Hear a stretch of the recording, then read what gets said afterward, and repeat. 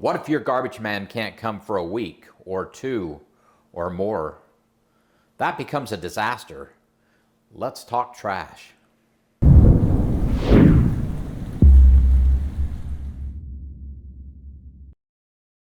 Hey Provident Preppers, I'm Kylene. And I'm Jonathan, and today we are talking trash. Sanitation is so important all the time, but especially in a crisis situation. Sometimes we don't think about what that might mean if we don't have our trash picked up. So let's talk about this. We got a request from Katie. So Katie, this one's for you about trash and what we do. And I don't know that we have all the answers, but we have some great suggestions and guidelines because everybody's situation's a little different. So let's talk about this. Back in New York, back in what, 1968? 1968. There was a strike. And the city was a mess. Well, I remember it. I'm old enough that I remember watching the news, and it burned into my brain. These piles of trash everywhere. I mean, huge piles of trash. And what a mess. And, I didn't really think about the solution at that point. I was just a little kid at the time. But I remember thinking, wow, what a mess. And there must be lots of rats and all kinds of creatures going through this trash. So even if our garbage man can't come for 9 days or 2 weeks or a month or whatever, there is a way that we can manage our garbage or our trash so that we don't get ourselves in the same situation that New York did. The first thing I think we want to talk about is keep things tidy to begin with. Jonathan's done a great job these last few weeks. We've had our spring cleanup here in town, and so they provide all these dumpsters, and we took advantage of that. I'm guessing that we took the top prize for stuff that we hauled down because that is part of our goals for this year. If you remember back to the beginning of the year, we talked about our goals, and one of them was to really lighten up and get rid of stuff, and we did a masterful job. And sometimes we're hanging on to a lot of things that we think someday we might need this. But when there's too much, it just creates an environment for critters to live in, and it just doesn't look nice, and you don't feel organized. So we're working super hard on that, and I'm super, super proud of John because some of this is really hard for him. It's not as hard for me. I love to throw away stuff and get rid of it. So. Well, it depends on the stuff. See, that's where we have to differentiate. Okay. There are some things that she could probably get rid of, but really? They're a little bit sensitive, a little bit of sacredness to them. So, we all have our little things, and we just work on it. We just work on it. And we're working on it. So the number one thing after you've already cleaned out everything now, while you have a chance and a place to get rid of the stuff, is not to mix the garbage.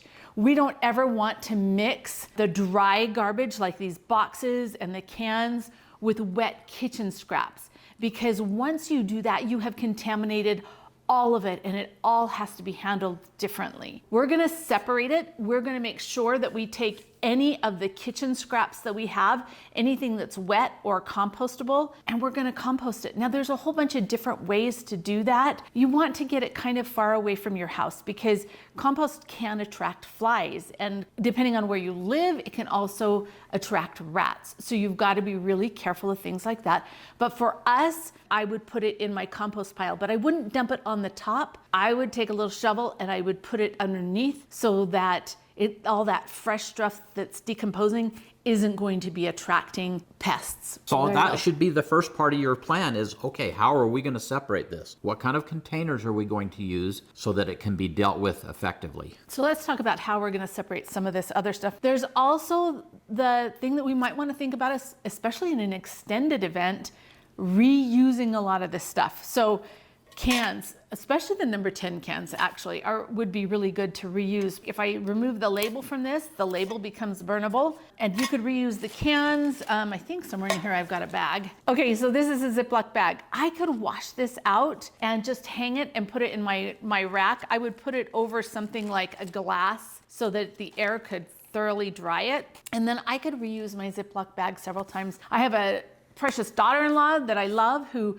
uses all reusable stuff. So she actually only uses reusable Ziploc bags. You can use containers. Which is not normal for a lot of us. Once that's used, we just throw it in the trash. We live in that kind of society. And so maybe we need to think a little more along those lines of, okay, what can we do to reuse this? All kinds of things.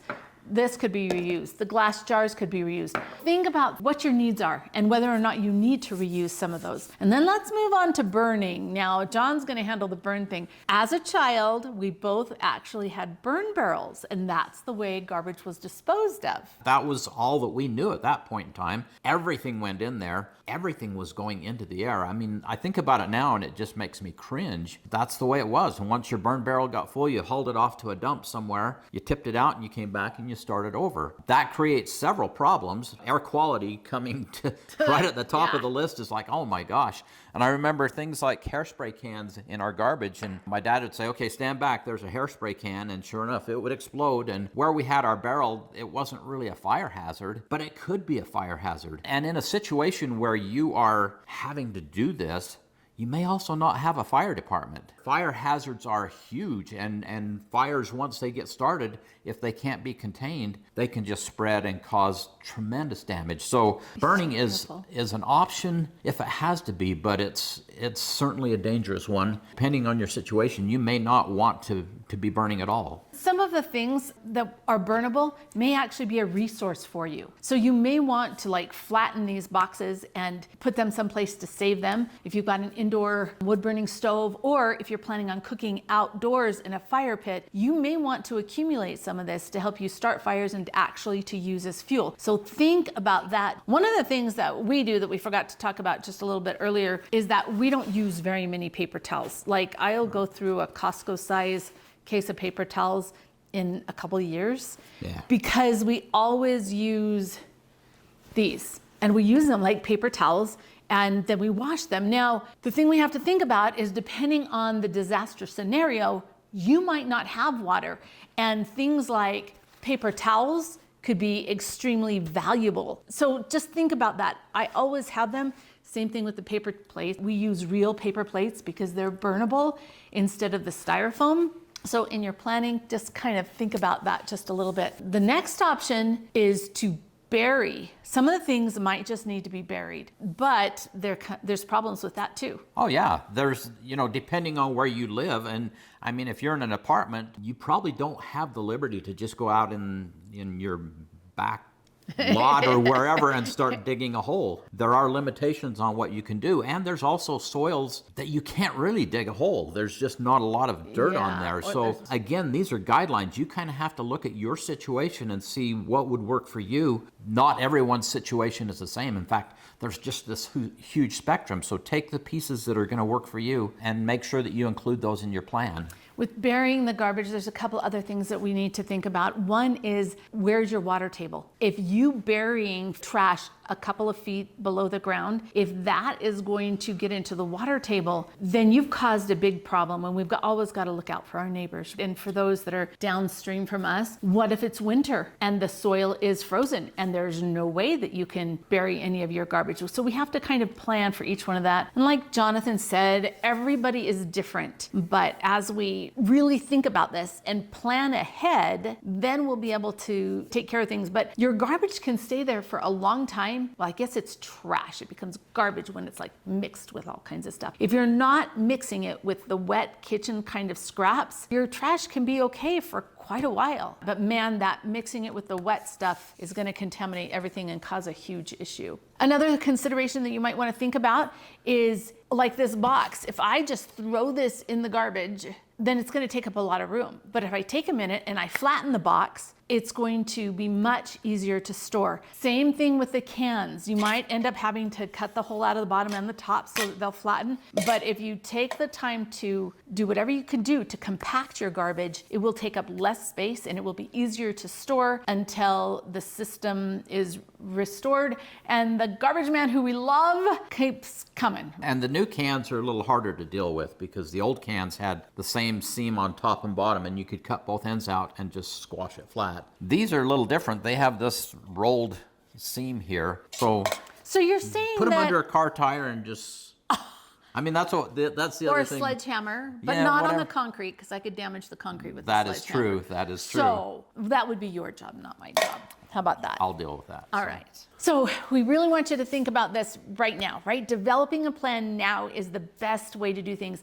And what about incorporating some things into your life that make it so that you don't produce as much waste? It's interesting to watch. We'll look around and a lot of our neighbors have to have 2 garbage cans. Even when we had a lot of children living here at home, we didn't produce as much garbage, probably because we didn't have money to buy as much stuff. But we also did things like we home bottled our fruits. And so our food's coming from a mason jar where the only waste is the actual lid.